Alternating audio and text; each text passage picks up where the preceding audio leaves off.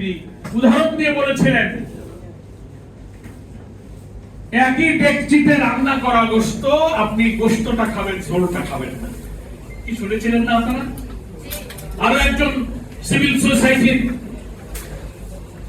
চিন্তাশীল ব্যক্তি উদাহরণ দিয়েছেন, একই মায়ের গর্ভে একসঙ্গে জন্ম নেওয়া দুইটি সন্তান, আপনি একটাকে স্বীকার করবেন আর একটাকে স্বীকার করবেন না।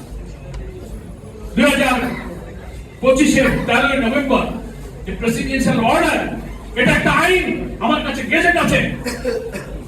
সালাউদ্দিন সাহেব তো মনে করেন যে উনি সর্বজান্তা মন্ত্রী, ওনার দপ্তর হচ্ছে স্বরাষ্ট্রমন্ত্রী, কিন্তু সবাই বলে উনি সর্বমন্ত্রী। কি বলেন? সর্বমন্ত্রী।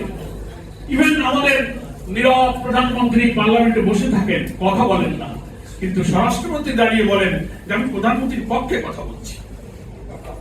দুনিয়ার কোনো পার্লামেন্টারি পলিটিক্সে, সংসদে আমরা যতটুকু অভিজ্ঞতা ক্ষুদ্র দেখেছি, হ্যাঁ, প্রধানমন্ত্রীর অনুপস্থিতিতে অন্য মন্ত্রী তার পক্ষে কথা বলে, কিন্তু in presence of prime minister আরো একজন মন্ত্রী তার পক্ষে কথা বলার নজির খুব বিরল। তাই ওনার কথাটা খুব সুন্দর হয়েছে যে সর্বমন্ত্রী। উনি মনে করেন সংবিধান স্বরূপ উনি একাই বুঝেন।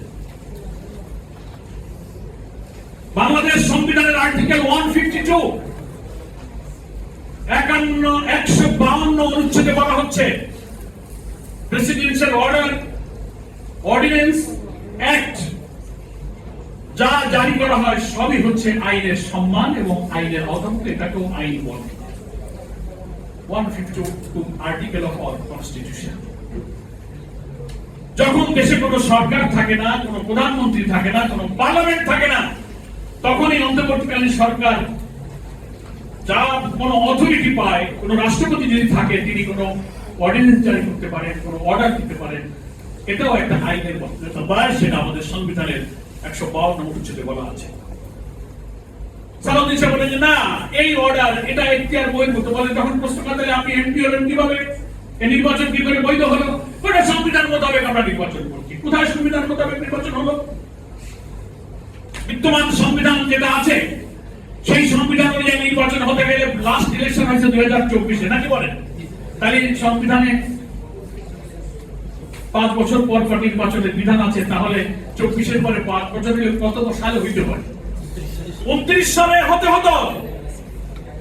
মাননীয় স্বরাষ্ট্রমন্ত্রী, আপনি 26-এ ইলেকশন করলেন কেন?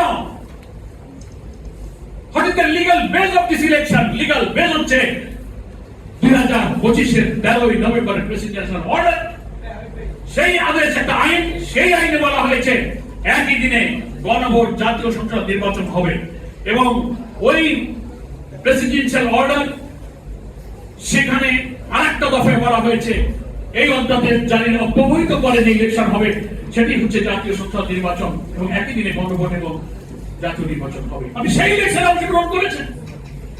তো আপনি যদি এই আদেশের ভিত্তিতে অনুষ্ঠিত জাতীয় নির্বাচন গণভোটকে অস্বীকার করেন, তাহলে আপনার মন্ত্রিত্ব নাই।